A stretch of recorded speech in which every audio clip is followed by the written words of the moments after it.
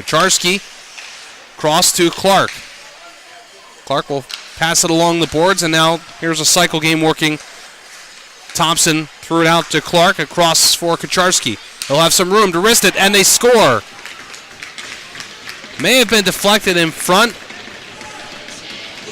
as looking for that was one of those new players we just talked about, Nick DeLisi. But the other way, it's a breakaway chance, and Collette making a stop, a big one there. Muzzy chases one down, gets it out in front, shot, and there's a big save.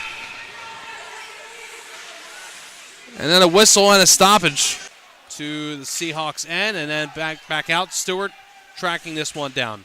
Puts on the brakes hard on the near side boards, finds a man in the middle. Kaplan shot up and he was checked. Now bounces out in front. Kaplan, backhander, just goes wide. Got the great pass on the near side, and getting it to him there was Nick DeLisi.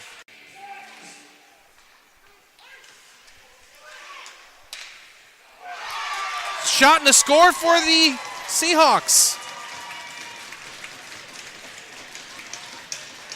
That's a power play goal just 6 seconds in to that power play. They've made this a 3-1 game.